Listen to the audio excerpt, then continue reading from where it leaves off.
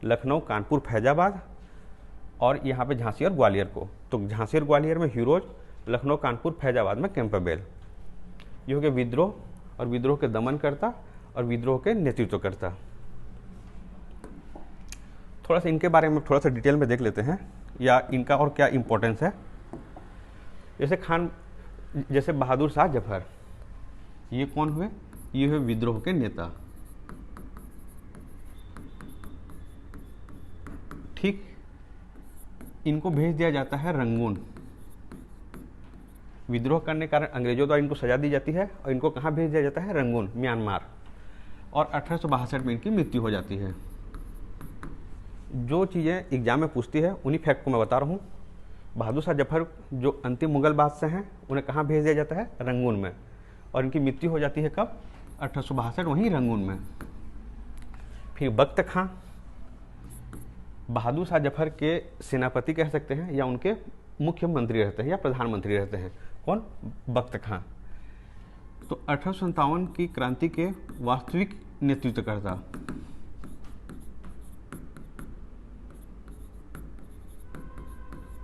ठीक, बहादुर शाह जफर को तो नेता घोषित कर देते हैं, लेकिन वो एक दुर्बल नेता रहते हैं, इसलिए वास्तविक नेतृत्व किसके हाथ में आ जाती है? बख्त खान के हाथ में। 1857 के वास्तविक नेतृत्वकर्ता। और बख्त खान को बहादुर शाह जफर द्वारा एक उपाधि दिया जाता है। क्या दिया जाता है? उपाधि, साहब ए आलम बहादुर।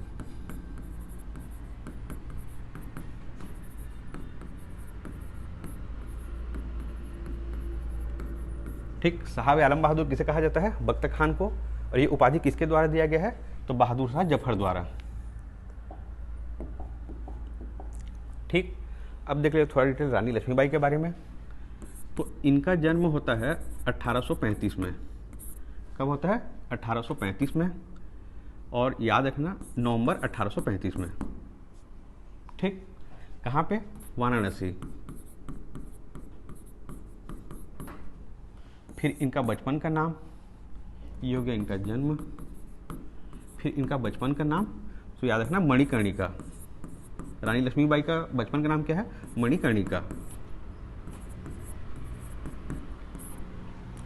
फिर इनकी शादी होती है गंगाधर राव से, जो कहाँ के राजा रहते हैं? झांसी के। ठीक, इनका ये हो गया विवाह। और इनकी मृत्यु होती है ग्वालियर में। इनकी मृत्यु कब होती है? 1858 में। 1857 की क्रांति में ये भाग लेते हैं। इनकी मृत्यु होती है 1858, ये जून में। कहाँ पे? याद रखना, ग्वालियर। ठीक, रानी लक्ष्मीबाई के बचपन का नाम मणिकर्णिका, जन्म 1835 में। कहाँ? वाराणसी में। विवाह गंगाधर राव, झांसी के राजा से। इसीलिए ये जो 1857 में जो विद्रोह करती है, कहाँ से करती हैं? झांसी से। इनके जो दत्तक पुत्र रहते हैं उनको भी उत्तराधिकार नहीं माना जाता अंग्रेजों के द्वारा, इसीलिए विद्रोह करती हैं रानी लक्ष्मीबाई। फिर देखिए इनका मृत्यु कब हुआ? 1858 में। कहाँ पे? ग्वालियर में। अब थोड़ा सा देख लेते हैं नाना साहब के बारे में। ये कहाँ से भाग लिए थे? कानपुर से। तो नाना साहब के बारे में याद रखना, इनका जो वास्तविक नाम रहता है वो रहता है धोंदू पंथ। ठीक, नाना साहब का वास्तविक नाम क्या है? धोंदू पंथ। और नाना साहब के कमांडर इन चीफ रहते हैं कौन? तात्या टोपे। तात्या टोपे किसके कमांडर इन चीफ हैं? नाना साहब के। और तात्या टोपे का जो वास्तविक नाम है वो रहता है रामचंद्र पांडुरंग।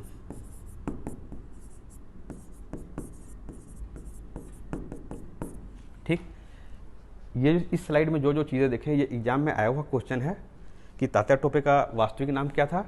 क्या था वास्तविक नाम? रामचंद्र पांडुरंग। नाना साहब का वास्तविक नाम धोंदू पंथ। नाना साहब का कमांडर इन चीफ कौन था? तो याद रखना तात्या टोपे। रानी लक्ष्मीबाई के बारे में देखें, इनका जन्म 1835 में। कहाँ? वाराणसी में। इनका बचपन का नाम मणिकर्णिका। फिर इनका विवाह किससे होता है? गंगाधर राव से। और इनकी मृत्यु हो जाती है 1858 में। कहाँ पे? ग्वालियर में। बख्त खां कौन थे? 1857 के विद्रोह के वास्तविक नेतृत्वकर्ता। बहादुर शाह जफर को नेतृत्वकर्ता घोषित कर देते हैं, लेकिन वास्तविक नेतृत्व किसके हाथों में रहती है? बख्त खान के। इसीलिए बहादुर शाह जफर द्वारा इनको एक उपाधि दी जाती है, साहब ए आलम बहादुर। बहादुर शाह जफर के बारे में क्या देखे, ये विद्रोह के नेता चुने गए थे, इनको रंगून भेज दिया जाता है और 1862 में इनकी मृत्यु हो जाती है। एक चीज़ और याद रखना, ये जो बेगम हजरत महल हैं ये बाद में चली जाती हैं नेपाल। ये कहाँ चली जाती हैं, नेपाल। ये जो बहादुर शाह जफर थे ये कहाँ चले गए थे, इनको कहाँ भेज दिया गया था, इनको रंगून भेजा गया था और ये अपने से चली गई थी बेगम हजरत महल नेपाल, और नाना साहब भी चले गए थे नेपाल। ठीक, ये हो गया विद्रोह का विस्तार। अब 1857 की जो क्रांति है उसका प्रकृति या स्वरूप को देख लेते हैं। प्रकृति या स्वरूप से क्या आशय है, क्या ये सैन्य विद्रोह था, या आम जनता के विद्रोह था, या राजाओं के विद्रोह था, या किस प्रकार का विद्रोह था, इसको किस में देखेंगे हम, 1857 के विद्रोह का स्वरूप या प्रकृति में। तो इसके लिए अलग अलग इतिहासकारों द्वारा अपना अलग अलग मत दिया गया है, उन्हीं के मत के आधार पर इसकी प्रकृति को डिसाइड करते हैं। तो हम देखेंगे एल.आर. रिच द्वारा क्या कहा गया है, वी.डी. सावरकर द्वारा क्या कहा गया है, मजूमदार द्वारा क्या कहा गया है, लॉरेंस एवं सीले ने इस विद्रोह के बारे में क्या कहा है, और एक देखेंगे हम बेंजामिन डिज़रायली को।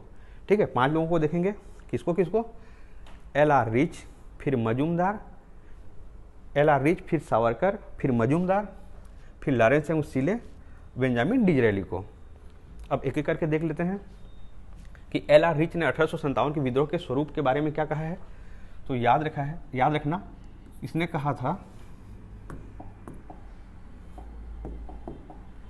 1857 का विद्रोह जो है ये धर्मांधों के द्वारा किया गया विद्रोह है।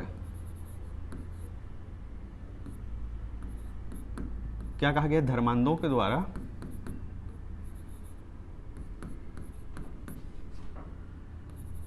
अंग्रेजों के खिलाफ किया गया विद्रोह है।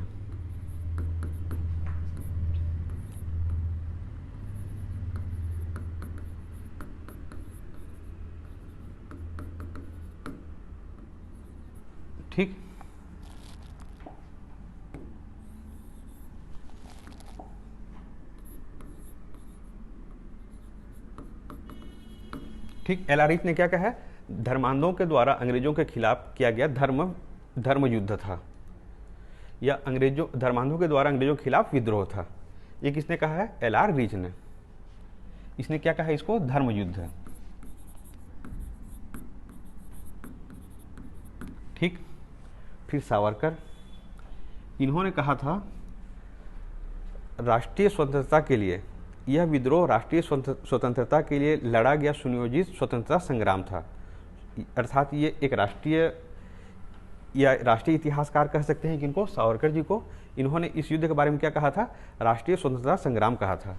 लेकिन इनका कथन क्या है, यह विद्रोह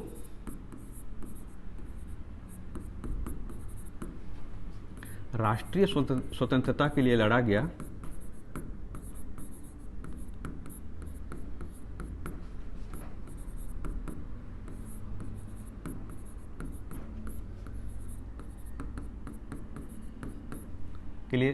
गया सुनियोजित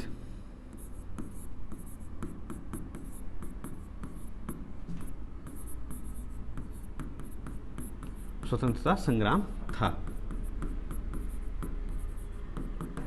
ठीक, क्या कहा इन्होंने, यह विद्रोह राष्ट्रीय स्वतंत्रता के लिए लड़ा गया सुनियोजित स्वतंत्रता संग्राम था। फिर देख लेते हैं मजूमदार, ये थोड़ा सा राष्ट्र विरोधी बात करते हैं। ये क्या कहते हैं, न तो यह पहला था, न ही राष्ट्रीय था, और न ही स्वतंत्रता संग्राम था।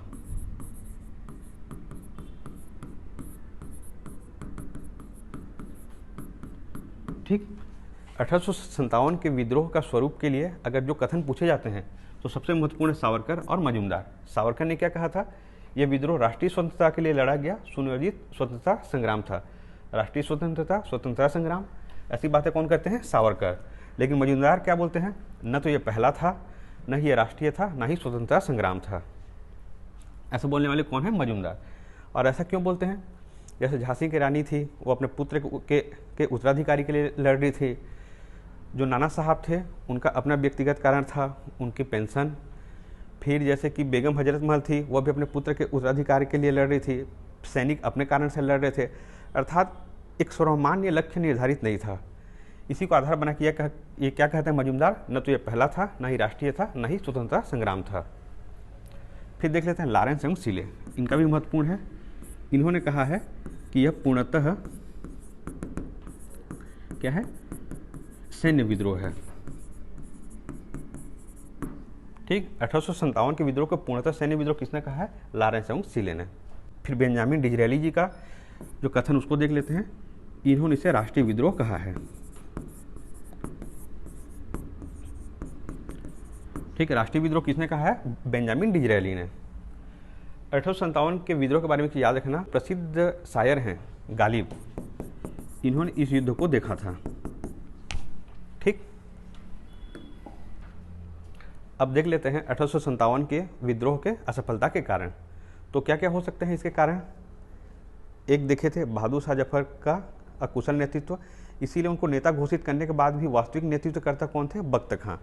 तो एक कारण हम लिख सकते हैं बहादुर शाह जफर का अकुशल नेतृत्व।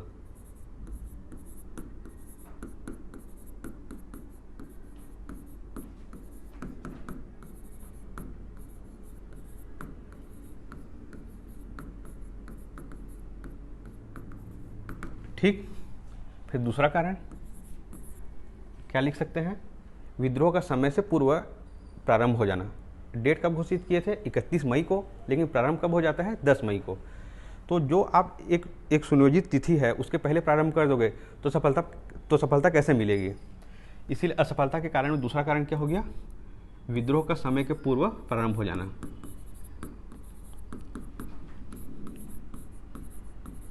समय पूर्व प्रारंभ। ठीक, एक और कारण लिख सकते हैं, अंग्रेजों का बेहतर सैन्य संगठन। जो अंग्रेजों के जो सैनिक थे वो ट्रेंड थे, तो क्या लिख सकते हैं, अंग्रेजों का बेहतर सैन्य संगठन।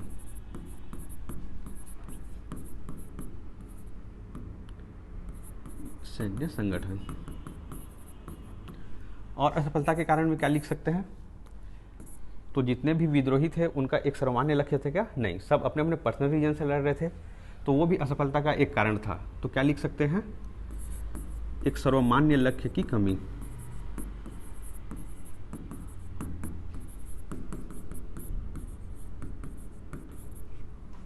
ठीक, ये हो गया असफलता के कारण। और एक लिख सकते हैं, ये जो विद्रोह है इसका विस्तार कहाँ पे था, सिर्फ उत्तर भारत में। अगर ये संपूर्ण भारत में अगर ये विद्रोह होता तो हो सकता है कि इस विद्रोह में भारतीयों को सफलता प्राप्त होती, लेकिन विद्रोह का जो क्षेत्र था वो क्या था, सीमित था।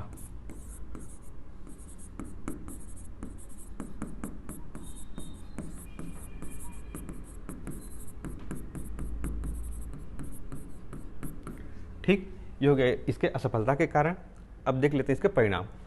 ये जो विद्रोह है भले ही असफल रहा, लेकिन इस विद्रोह के कारण कुछ महत्वपूर्ण परिवर्तन आए, उसको देख लेते हैं कि इसमें परिणाम के रूप में। पहला क्या देखे, अंतिम मुगल बादशाह कौन हुए, बहादुर शाह जफर। तो मुगल साम्राज्य का अंत।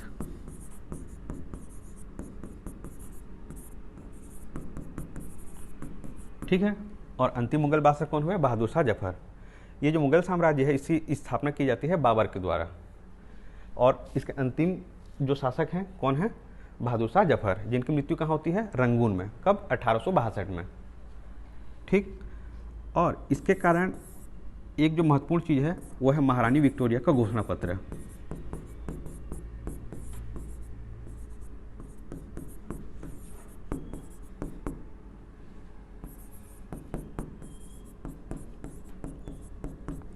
ठीक, 1857 के विद्रोह का महत्वपूर्ण परिणाम क्या है, महारानी विक्टोरिया का घोषणा पत्र।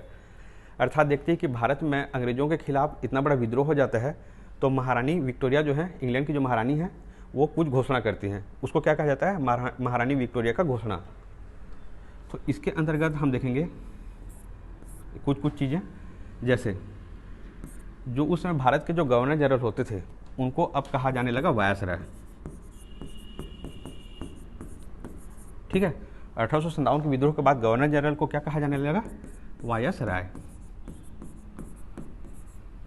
ठीक, फिर भारत की सत्ता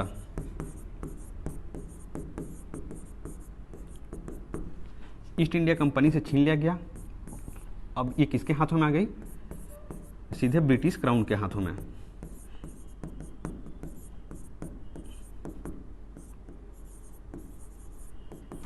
ठीक, ईस्ट इंडिया कंपनी से सत्ता किसके हाथों में आ गई? महारानी विक्टोरिया के हाथों में। इसलिए कह सकते हैं भारत की सत्ता ईस्ट इंडिया कंपनी से सीधे ब्रिटिश क्राउन के हाथों में। तीसरा, भारतीयों को अस्त्र शस्त्र रखने से मना कर दिया गया। क्या लिख सकते हैं? भारतीय अस्त्र शस्त्र नहीं रख सकते।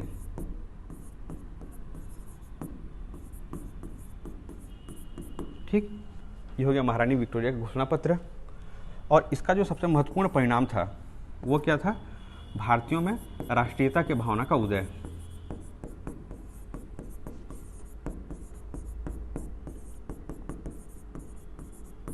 ठीक, जब इतना बड़ा विद्रोह हुआ, लोग अपनी जान दे दिए, तो अन्य लोगों को भी लगा या भारतीयों को लगा कि अंग्रेजों को बिना राष्ट्रीयता भावना से हम भारत से बाहर नहीं भेज सकते हैं। अगर सब व्यक्तिगत रीजन से लड़ेंगे तो अंग्रेजों को कभी हरा सकते हैं क्या? नहीं। इसीलिए भारतीयों में क्या हुआ? राष्ट्रीयता की भावना का उदय हुआ। और इसी के परिणाम स्वरूप सन 1885 में ही भारतीय राष्ट्रीय कांग्रेस का गठन होता है। राष्ट्रीयता की भावना का उदय, इसलिए 1858 से 1885 तक के समय को क्या कहा जाता है? राष्ट्रीयता के उदय का समय। तो इसके आगे देख लेते हैं हम राष्ट्रीयता के उदय का समय को। सॉरी, उसके पहले कुछ फैक्ट्स को देख लेते हैं 1857 के बारे में, और या 1857 के विद्रोह के बारे में कुछ फैक्ट्स को देख लेते हैं। जैसे 1857 का जो स्वाधीनता संग्राम है, इसका प्रतीक क्या था? याद रखना, कमल का फूल और रोटी। ठीक, 1857 के विद्रोह का प्रतीक चिन्ह क्या था? एक कमल का फूल और एक रोटी। एक नहीं बोल सकते, कमल का फूल और रोटी। फिर भाग लेने वाले विद्रोहियों में सर्वाधिक संख्या या सिपाहियों की सर्वाधिक संख्या, या कह सकते हैं भाग लेने वाले में सर्वाधिक संख्या कहाँ की थी? तो याद रखना, अवध। अवध कहाँ पे है? अपना बिहार में। यही अपने बिहार से एक जगह देखे थे क्या? जगदीशपुर, जहाँ के नेतृत्वकर्ता कौन थे? कुंवर सिंह। तो 1857 के विद्रोह में भाग लेने वालों की सर्वाधिक संख्या कहाँ से थी? अवध। अवध से ऐसा कोई भी परिवार नहीं था जिसके कोई भी सदस्य इस विद्रोह में भाग न लिए हों। ये लगभग हर परिवार के सदस्य इसमें भाग लिए थे। तो सर्वाधिक संख्या कहाँ की थी? अवध की। शिक्षित और जो मध्यम वर्गीय लोग थे, इन्होंने इस विद्रोह से तटस्थता बनाए रखी, न इस विद्रोह में शामिल हुए, न इसका विरोध किया। शिक्षित और मध्यम वर्ग के लोग इस विद्रोह में इनका क्या योगदान था? तो याद रखना, तटस्थता बनाए रखे थे। फिर भारत के प्रथम स्वतंत्रता संग्राम का मुख्य तत्कालिक कारण क्या था? लॉर्ड डलहौजी की हड़प नीति, अंग्रेजों का धर्म के हस्तक्षेप का संदेह, सैनिकों में असंतोष, या भारत का आर्थिक शोषण? तो याद रखना आंसर, अंग्रेजों का धर्म में हस्तक्षेप का संदेह। फिर 1857 की क्रांति का प्रमुख कारण जन आक्रोश था, सैनिक असंतोष था, ईसाई मिशनरी का प्रबंध था, या ब्रिटिश साम्राज्य की नीति थी? तो क्या था जी इसका प्रमुख कारण? ये जो सैनिक असंतोष है, ये इसका तात्कालिक कारण हो सकता है, लेकिन इसका जो आंसर होगा वो ब्रिटिश साम्राज्य की नीति। 1857 की क्रांति में किसने भाग नहीं लिया? ठीक है, किसने भाग नहीं लिया? खेतीहर मजदूर, कृषक, साहूकार और जमींदार। तो याद रखना, साहूकार और जमींदारों ने इस विद्रोह में भाग नहीं लिया था। ठीक है, यहाँ पे हमारा 1857 का विद्रोह कंप्लीट होता है। इसके बाद अब हम देखने वाले हैं भारत में राष्ट्रीय कांग्रेस या भारतीय राष्ट्रीय कांग्रेस की स्थापना और उसके कुछ महत्वपूर्ण अधिवेशन। उसके पहले थोड़ा सा देख लेते हैं 1858 मतलब 1857 की क्रांति जब खत्म होता है, उसके बाद से लेकर 1947 तक के समय क्या कहा जाता है? भारत में राष्ट्रीय आंदोलन। ठीक, इसको भी हम फिर अलग अलग भागों में बांट सकते हैं। 1858 से 1885 तक के समय राष्ट्रीयता के उदय का काल कहलाता है। क्या कहलाता है? राष्ट्रीयता के उदय का काल। क्या देखे, 1857 की क्रांति के पश्चात एक परिणाम में देखे थे राष्ट्रीयता का उदय या भारतीयों में राष्ट्रीयता की भावना का उदय। इसलिए 1858 से जो 85 तक का समय है क्या कहलाता है? राष्ट्रीयता के उदय का काल। फिर 1885 में भारतीय राष्ट्रीय कांग्रेस की स्थापना, इंडियन नेशनल कांग्रेस की स्थापना कब होती है? 1885 में। फिर 1885 से लेके 1905 तक का समय, 1905 से 1919 तक का समय, 1919 से 1947 तक का समय, अर्थात 1885 से लेके 1947 भारत के आज़ादी तक के समय को हम तीन भागों में बांट सकते हैं। एक 1885 से 1905 तक, ये कहलाता है उदारवाद का काल या कांग्रेस में नरम दल। ठीक। फिर 1905 से लेकर 1919 तक का समय क्या कहलाता है, कांग्रेस में गरम दल या उग्रवादी नेता, है ना। ये थोड़े से उदारवादी थे तो ये उग्रवादी थे। फिर 1919 से लेकर 1947 तक का समय क्या कहलाता है, गांधीवादी युग। भारत कब लौटते हैं महात्मा गांधी जी, 1915 में, लेकिन वो पूरी तरह से अंग्रेजों के खिलाफ कब हो जाते हैं, 1919 से। इसलिए 1919 से लेकर 1947 भारत की आज़ादी तक के समय कहा जाता है गांधीवादी युग। अब देख लेते हैं भारतीय राष्ट्रीय कांग्रेस की स्थापना के पूर्व की कुछ संस्थाएं। ठीक है, 1885 में तो राष्ट्रीय कांग्रेस की स्थापना हो गई थी, लेकिन उसके पूर्व ही कुछ और अन्य राजनीतिक संस्थाओं की स्थापना हुआ था। उसको देख लेते हैं जो हमें एग्जाम में पूछता है। ठीक है, तो एक याद रखना 1837, सबसे पहला क्या याद रखना है, 1837। इस समय स्थापना हुआ था लैंड होल्डर्स एसोसिएशन।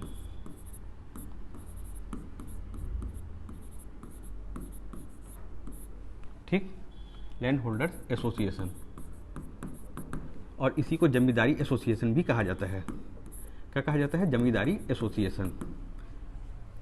तो ये भारत की पहली राजनीतिक संस्था है।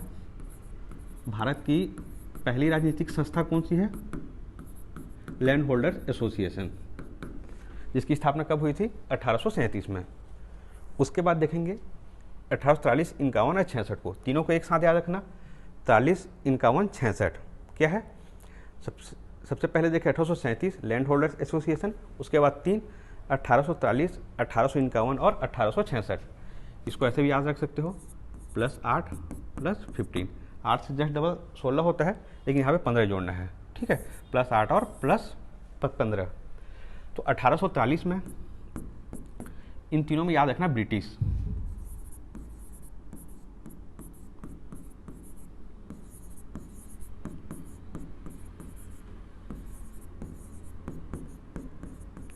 ठीक, 43, 51 और 66 में क्या याद रखना है, ब्रिटिश। सबसे पहले याद रखना बंगाल ब्रिटिश एसोसिएशन। ठीक, फिर ब्रिटिश इंडिया एसोसिएशन, और फिर ईस्ट इंडिया एसोसिएशन। ठीक, तीन संस्था 40, 51, 66 में। सबसे पहले बंगाल ब्रिटिश, फिर ब्रिटिश इंडिया, फिर ईस्ट इंडिया।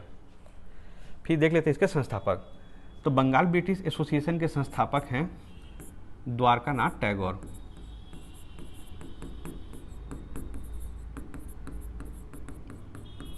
सबसे पहले कौन आ गए, द्वारकानाथ टैगोर, बंगाल ब्रिटिश एसोसिएशन। फिर ब्रिटिश इंडिया एसोसिएशन के संस्थापक हैं देवेंद्रनाथ टैगोर।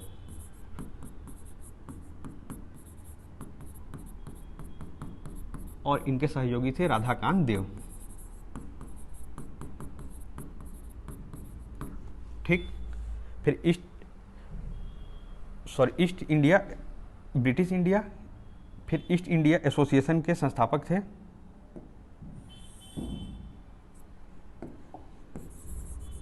ये ईस्ट इंडिया एसोसिएशन है, और इसके संस्थापक थे दादा भाई नेरोजी।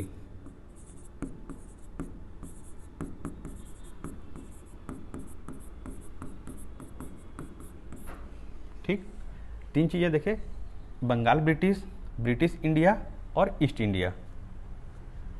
ठीक, क्या देखें, Bengal British Association, British India Association, East India Association. फिर 1870 में याद रखना पूना सार्वजनिक सभा।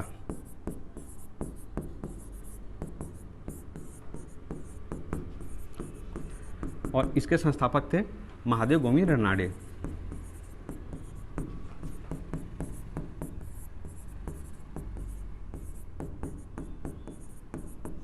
ठीक, महादेव गोविंद रनाडे जी का जो संस्था है क्या है, पूना सार्वजनिक सभा। इसकी स्थापना कब हुई थी, 1870 में। अब दो बज गया, 1876 और 83 में। तो 1876 में याद रखना इंडियन एसोसिएशन, और 83 में याद रखना नेशनल कॉन्फ्रेंस।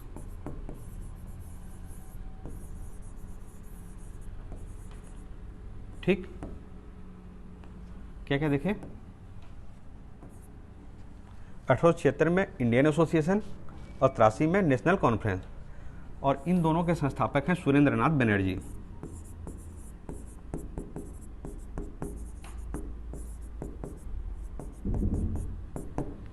ठीक, कांग्रेस की स्थापना के पूर्व कुछ संस्थाएं देखें। सबसे पहले 1837 में क्या था, लैंड होल्डर एसोसिएशन, ये भारत की पहली राजनीतिक संस्था है। फिर देखें 43, 51 और 66 में Bengal British Association, British India Association और ईस्ट इंडिया एसोसिएशन। तो बंगाल ब्रिटिश के संस्थापक कौन थे, द्वारकानाथ टैगोर। फिर ब्रिटिश इंडिया के देवेंद्रनाथ टैगोर और ईस्ट इंडिया के दादा भाई नौरोजी। फिर 1870 में क्या देखे, पूना सार्वजनिक सभा, जिसके संस्थापक कौन थे, महादेव गोविंद रानडे। फिर 76 और 83 दोनों को एक साथ याद रखना है। 76 में इंडियन एसोसिएशन और 83 में नेशनल कॉन्फ्रेंस, दोनों के संस्थापक कौन है, सुरेंद्र नाथ बनर्जी। और ये जो नेशनल कॉन्फ्रेंस है ये 1886 में इसका विलय हो जाता है कांग्रेस में। ठीक है, नेशनल कांग्रेस आगे जाके किस में मिल जाती है, नेशनल कॉन्फ्रेंस किस में जाके मिल जाती है आगे, तो याद रखना कांग्रेस में। अब हम देख लेते हैं इंडियन नेशनल कांग्रेस के बारे में, भारतीय राष्ट्रीय कांग्रेस के बारे में। इसमें क्या देखेंगे, कब अर्थात इसका डेट, इसकी स्थापना कहाँ हुआ था अर्थात स्थान, स्थापना कौन किया था अर्थात इसके संस्थापक कौन थे, इसके डिजाइनर कौन थे, और जब इसकी स्थापना हुई तो इसमें कितने सदस्य भाग लिए थे, उसको देखेंगे संस्थापक सदस्य के रूप में। फिर देखेंगे इस समय भारत के वायसराय कौन थे, 1857 की क्रांति में भारत के गवर्नर जनरल को क्या कहा गया, वायसराय। ठीक, फिर इसके संस्थापक अध्यक्ष कौन थे। ठीक, तो कब स्थापना हुआ, 28 दिसंबर 1885। कांग्रेस की स्थापना कब हुई थी, 28 दिसंबर 1885। 1885 याद रखना, लेकिन उसके एकदम लास्ट में, कब, 28 दिसंबर 1885। कहाँ हुआ अर्थात स्थान, तो याद रखना मुंबई, ये हो गया मुंबई। लेकिन कोई एक निश्चित स्थान होगा, तो याद रखना वो जो स्थान था मुंबई के गोकुलदास तेजपाल संस्कृत कॉलेज।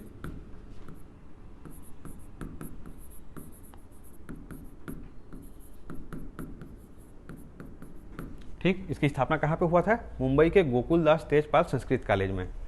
कौन या इसके संस्थापक कौन है, तो A.O. ह्यूम, ये एक ब्रिटिश अधिकारी थे, है ना, या ये सिविल सर्विस के एक रिटायर्ड ब्रिटिश अधिकारी थे।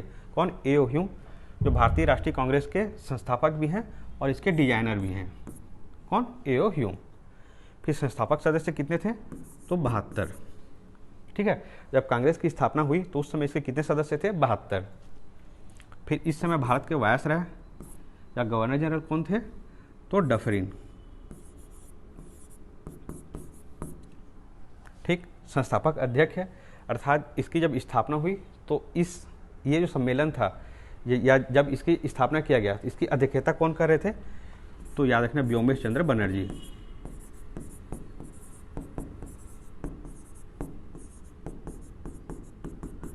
ठीक, इसके पहले हम देखे थे सुरेंद्र नाथ बनर्जी को।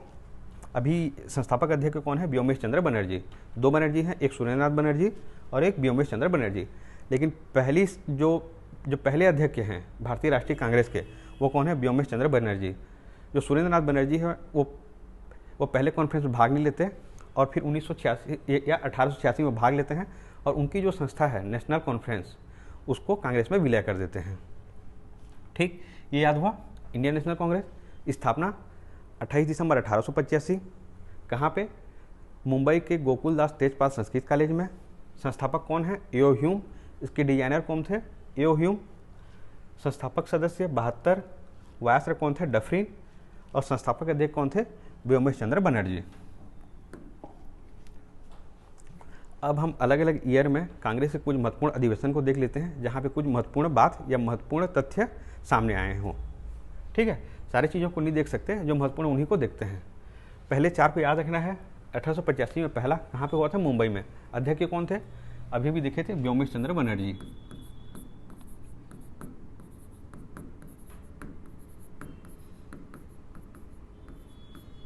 ठीक, ये कौन है? व्योमेश चंद्र बनर्जी। फिर दूसरा अधिवेशन कलकत्ता में, तीसरा मद्रास में, चौथा इलाहाबाद में। ये जैसे कि अगर इंडिया है ना, अगर मान लिया जाए तो यहाँ पे मुंबई, इसके जस्ट सामने में है कौन? अपना पश्चिम बंगाल अर्थात कोलकाता, है ना। ये हो गया पूर्व, ये हो गया पश्चिम, फिर ये हो गया सेकेंड अधिवेशन, और तीसरा अधिवेशन होता है मद्रास में अर्थात भारत के नीचे या भारत के दक्षिण भाग में, और चौथा होता है उत्तरी भाग में, इलाहाबाद में। ठीक, पहला चार कॉन्फ्रेंस कैसे याद रखना है? उत्तर, ये हो गया उत्तर, ये दक्षिण, ये हो गया पूर्व, ये हो गया पश्चिम।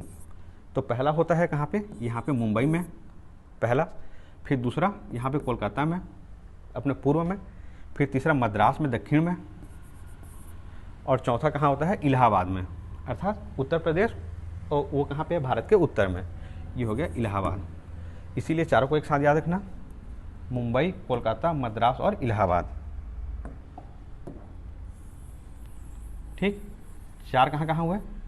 सबसे पहले मुंबई, फिर कोलकाता, फिर मद्रास, फिर इलाहाबाद। तो कोलकाता में अध्यक्षता करते हैं दादा भाई नौरोजी।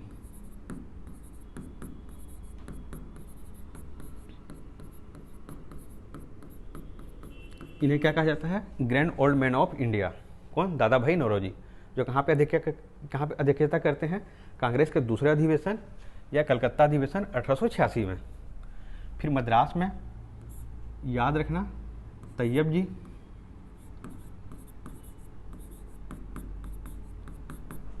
और इलाहाबाद में जॉर्ज यूले या जॉर्ज यूले। ठीक, तो व्योमेश चंद्र बनर्जी के बारे में याद रखना, ये पहले हिंदू अध्यक्ष हैं। दादा भाई नौरोजी पहले पारसी, फिर तैयब जी पहले मुस्लिम अध्यक्ष हैं, और जॉर्ज यूले पहले ईसाई या अंग्रेज।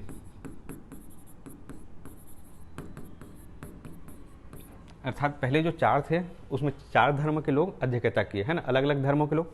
सबसे पहले व्योमेश चंद्र बनर्जी हिंदू धर्म से, दादा भाई नौरोजी पारसी, तैयब जी मुस्लिम, और जॉर्ज यूले ईसाई।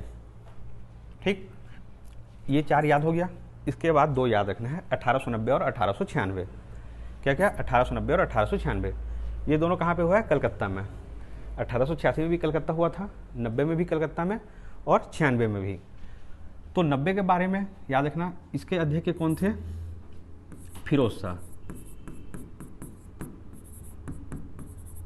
ठीक, और 1896 में अध्यक्ष कौन थे? तो याद रखना रहीमतुल्लाह सयानी।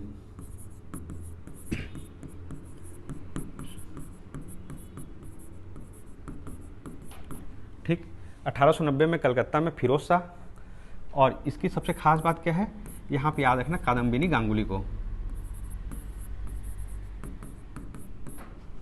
कादम्बिनी गांगुली।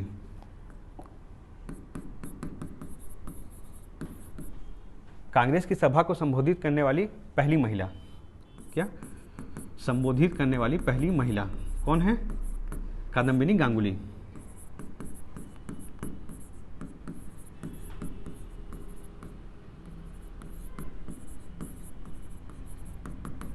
ठीक, सन 1890 में कलकत्ता में फिरोज शाह की अध्यक्षता में एक सम्मेलन होता है कांग्रेस का, जिसमें भाग लेने वाली पहली महिला या कांग्रेस के अधिवेशन को संबोधित करने वाली पहली महिला कौन है? कादम्बिनी गांगुली। फिर 1896 ये भी कहाँ होता है? कलकत्ता में। इसकी अध्यक्षता करते हैं रहीमतुल्लाह सयानी। तो इसके बारे में याद रखना, इसमें पहली बार वंदे मातरम गाया जाता है।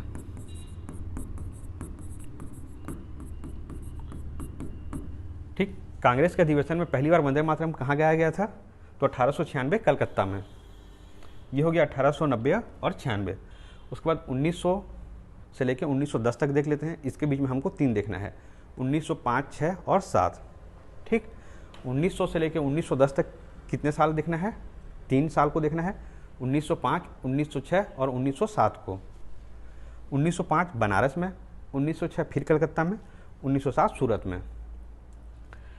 इन तीनों में एक चीज़ याद रखना, विभाजन करके, ठीक। ऐसे ही याद करने के लिए एक ट्रिक है, ये क्या याद रखना, क्या याद रखना, विभाजन। 1905 में बनारस अधिवेशन, इसकी अध्यक्षता करते हैं गोपाल कृष्ण गोखले।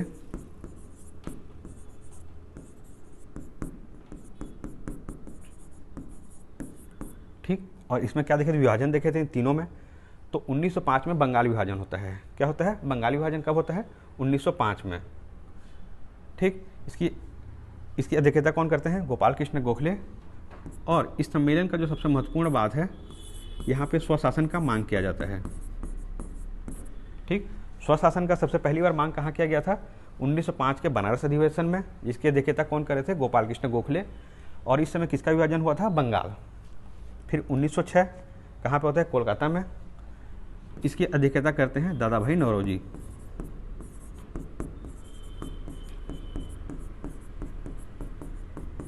ठीक, ये पहले 1986 में कर चुके हैं। फिर 1906 में भी कौन अध्यक्षता करते हैं, दादा भाई नौरोजी। और ये टोटल 3 बार अध्यक्षता करते हैं। ठीक है, कांग्रेस के अधिवेशन को टोटल दादा भाई नौरोजी द्वारा कितने बार अध्यक्षता किया गया है, तो 3 बार। एक 1886, फिर 1906 कोलकाता। और 1906 के बारे में याद रखना, यहाँ पे पहली बार स्वराज का मांग किया जाता है। ठीक, स्वराज की पहली बार मांग कहाँ की जाती है, कांग्रेस के कोलकाता अधिवेशन में, जिसकी अध्यक्षता कौन करते हैं, दादा भाई नौरोजी। इन तीनों में क्या देखे थे, विभाजन। तो इसमें क्या होता है 1906 में, तो याद रखना, मुस्लिम लीग की स्थापना, अर्थात हिंदू और मुस्लिमों में विभाजन के नीति के तहत अंग्रेजों द्वारा, जैसे कि भारतीय राष्ट्रीय कांग्रेस की स्थापना किया गया था, वैसे ही किसकी स्थापना की जाती है, मुस्लिम लीग की। तो 1906 में मुस्लिम लीग की स्थापना, तो हिंदू और मुस्लिम में विभाजन, ऐसे याद करने के लिए एक ट्रिक बना सकते हैं। फिर सूरत 1907, यहाँ पे याद रखना, रास बिहारी घोष।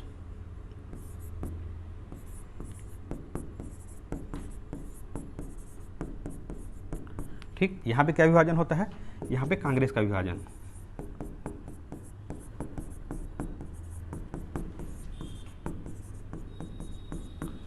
किसमें बढ़ जाते हैं कांग्रेस, एक नरम दल और एक गरम दल। ठीक, हम देखे थे 1885 से लेकर 1905 तक के समय क्या कहा गया है, कांग्रेस में उदारवाद या नरम दल का काल। 1905 से 1919 तक को गरम दल का काल कहा गया है। तो 1905 से ही जो उग्रवादी रहते हैं या जो गरम दल के नेता रहते हैं, वो अपना अध्यक्ष चाहते हैं। लेकिन या कह सकते हैं कांग्रेस में बंटवारा होने वाला रहता है, कब से, 1905 से। लेकिन एक वृद्ध व्यक्ति या एक सीनियर व्यक्ति को अध्यक्ष बना दिया जाता है, जैसे गोपाल कृष्ण गोखले जी को। इसलिए जो गरम दल के नेता रहते हैं वो थोड़ा शांत पड़ जाते हैं। फिर 1906 में भी ये चाहते हैं कि अब तो अध्यक्ष हमारा हो करके, लेकिन यहाँ पे भी बना देते हैं दादा भाई नौरोजी को। ये भी एक सीनियर या एक वृद्ध व्यक्ति रहते हैं, इसलिए इनकी अपमानना करते हुए जो गरम दल के नेता रहते हैं वो शांत हो जाते हैं। लेकिन जैसे 1907 में ये जो गरम दल के नेता रहते हैं, पहले वो तिलक जी को अध्यक्ष बनाना चाहते हैं, फिर उनके बदले में या तिलक जी को नहीं बनाया जाए तो लाला लाजपत राय को बनाया जाना चाहिए, ऐसी मांग रहती है गरम दल के नेताओं की। लेकिन जो नरम दल के नेता रहते हैं वो किसे अध्यक्ष बना देते हैं, रास बिहारी घोष को। इसीलिए 1907 सूरत अधिवेशन में कांग्रेस के नरम दल और गरम दल में क्या हो जाता है, विभाजन हो जाता है। ये हो गया 1907 तक। इसमें क्या क्या देखें, पहला 4 देखें, 85, 86, 87, 88, कहाँ पे, मुंबई, कोलकाता, मद्रास और उत्तर प्रदेश में कहाँ, इलाहाबाद। मुंबई में व्योमेश चंद्र बनर्जी हिंदू, कलकत्ता दादा भाई नौरोजी पारसी, मद्रास में तैयब जी मुस्लिम, इलाहाबाद में जॉर्ज यूले ईसाई। अर्थात ये एक संदेश देना चाहते थे, जो कांग्रेस जो संस्था है ये किसी एक धर्म का न होकर इसमें सभी धर्म के सदस्य हैं, ये सभी धर्म को सम्मिलित करता है। फिर 1890 में क्या देखें, फिरोज शाह की अध्यक्षता में कलकत्ता अधिवेशन। जो कादम्बिनी गांगुली है कांग्रेस के जो सम्मेलन को संबोधित करने वाली पहली महिला। फिर 96 में रहमतुल्लाह सयानी जी की अध्यक्षता में होती है, यहाँ पे पहली बार वंदे मातरम गाया जाता है। फिर 5, 6, 7 को विभाजन के रूप में देखें, 1905 बंगाल विभाजन, 1906 हिंदू और मुस्लिम या कह सकते हैं मुस्लिम लीग की स्थापना, यहाँ पे है ना। कांग्रेस के साथ किसका एक विभाजन होता है, कांग्रेस का तो नहीं होता, अलग से मुस्लिम धर्म के लिए एक नया लीग बनाया जाता है, मुस्लिम लीग। तो ये भी एक प्रकार का विभाजन था। फिर 1907 में कांग्रेस का विभाजन। अब देखते हैं 1911 से लेकर 1920 तक। ठीक है, 1911 में फिर कलकत्ता में, और इसकी अध्यक्षता करते हैं वोमस नारायण धर।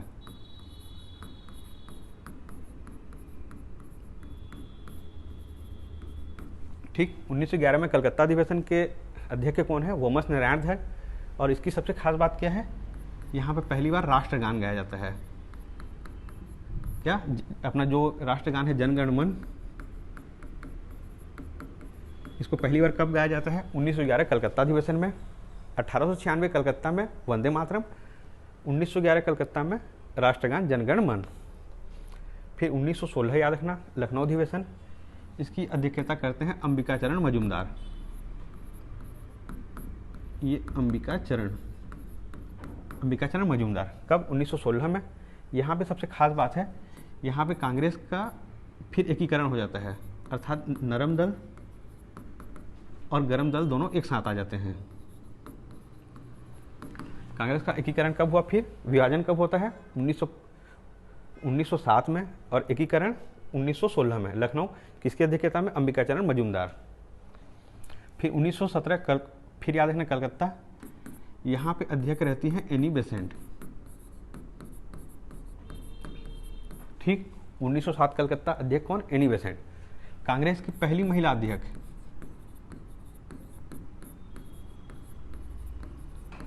अध्यक्ष, कौन है? Annie Besant. ठीक, फिर 1920 कोलकाता, 1920 नागपुर। तो आप ये सोच रहे होंगे कि यहाँ पे दो अधिवेशन कैसे होता है। तो ये जो कलकत्ता का अधिवेशन है ये है विशेष अधिवेशन, और 1920 जो है वो रेगुलर अधिवेशन। लेकिन ये कलकत्ता के विशेष अधिवेशन की अध्यक्षता करते हैं लाला लाजपत राय।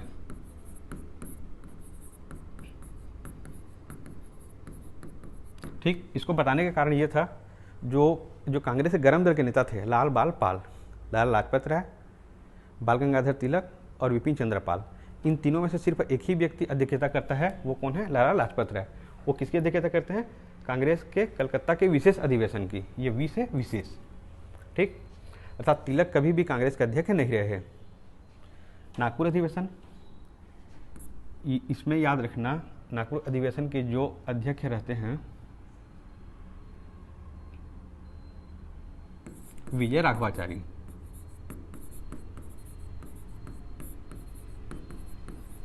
ठीक, कलकत्ता से नागपुर आएंगे तो बीच में क्या पड़ता है? छत्तीसगढ़। और इसी नागपुर में भाग लेने के जाते रहते हैं महात्मा गांधी जी, और 1920 में कहाँ आगमन होता है उनका? छत्तीसगढ़ में। इसीलिए थोड़ा सा नागपुर अधिवेशन को भी ध्यान देना। इसी में भाग लेने के जा रहे थे महात्मा गांधी और छत्तीसगढ़ आते हैं। इसके अध्यक्षता कौन करते हैं? विजय राघवाचारी। ठीक, ये हो गया नागपुर अधिवेशन। फिर 1921 में अहमदाबाद, इसके अध्यक्ष रहते हैं हकीम अजमल खान।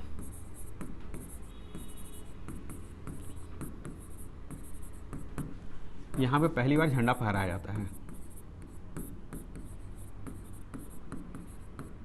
ठीक, पहली बार झंडा कहाँ फहराया गया था? अहमदाबाद में। इसकी अध्यक्षता कौन करते हैं? हकीम अजमल खान। फिर 1924 बेलगांव, इसकी अध्यक्षता करते हैं महात्मा गांधी। ठीक, कांग्रेस के अधिवेशन को एक ही बार अध्यक्षता किए हैं कौन? महात्मा गांधी जी। किसको? अपना बेलगांव, ये कहाँ पे है? कर्नाटक। फिर 1925 कानपुर, इसकी अध्यक्षता करते हैं सरोजिनी नायडू। 1925 में कौन है? सरोजिनी नायडू। इनके बारे में सबसे खास बात क्या है? ये पहली भारतीय महिला अध्यक्ष हैं।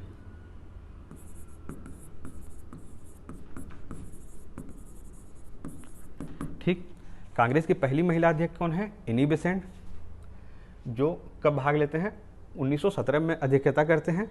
लेकिन पहली भारतीय महिला अध्यक्ष बोले तो सरोजिनी नायडू, जो कब अध्यक्षता करते हैं? 1925 कानपुर अधिवेशन को। फिर 1929 लाहौर अधिवेशन, इसकी अध्यक्षता करते हैं जवाहरलाल नेहरू। ठीक, 1929 लाहौर अधिवेशन की अध्यक्षता कौन करते हैं? जवाहरलाल नेहरू। और यहाँ पे पूर्ण स्वाधीनता का लक्ष्य रखा जाता है।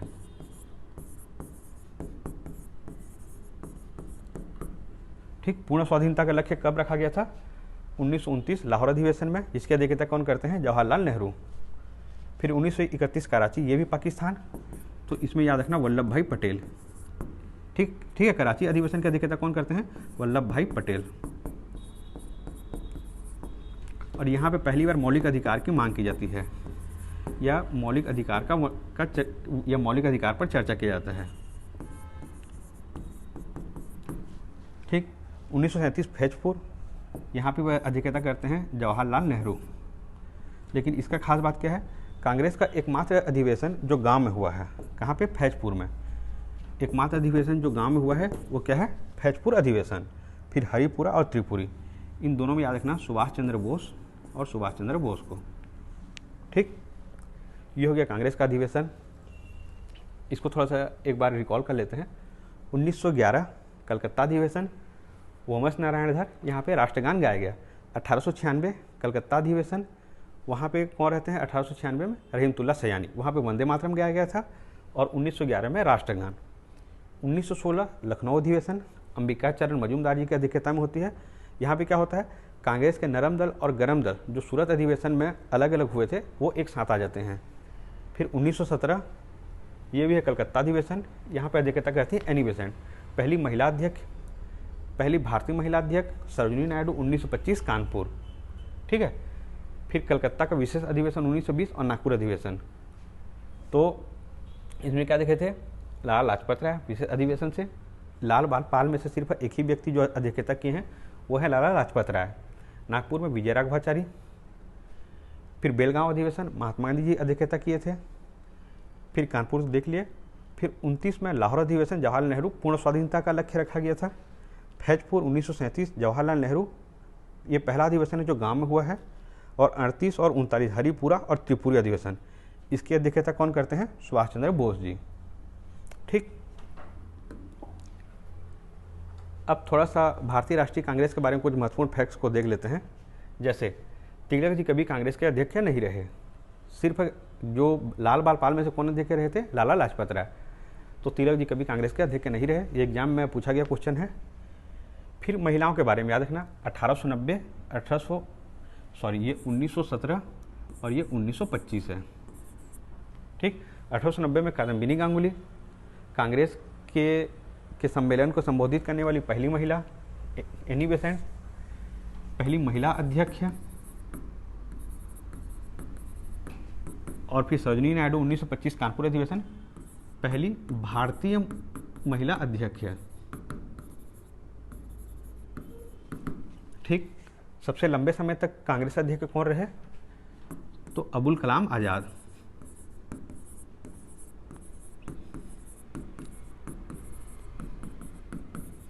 कब से कब तक?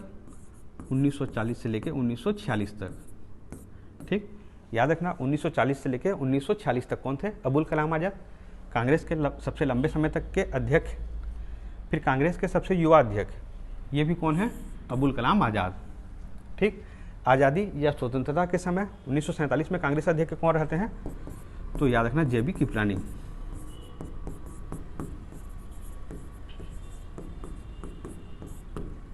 ठीक। क्या क्या देखिए यहाँ पे? महिला में 1890, 1917, 1925। फिर कांग्रेस के सबसे लंबे समय तक के अध्यक्ष कौन है? अबुल कलाम आज़ाद। सबसे युवा अध्यक्ष कौन है? अबुल कलाम आज़ाद। और आज़ादी के समय राष्ट्रीय कांग्रेस के अध्यक्ष कौन है? जेबी कृपलानी। ये हम कहाँ तक पहुँच गए? 1905। सॉरी, ये हम कहाँ तक देख चुके हैं अभी तक? ये हम कांग्रेस की स्थापना से लेके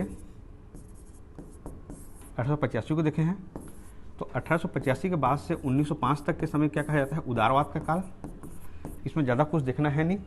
फिर 1905 से लेके हमारा 1919 तक का समय क्या कहलाएगा? कांग्रेस में गरम दल का काल।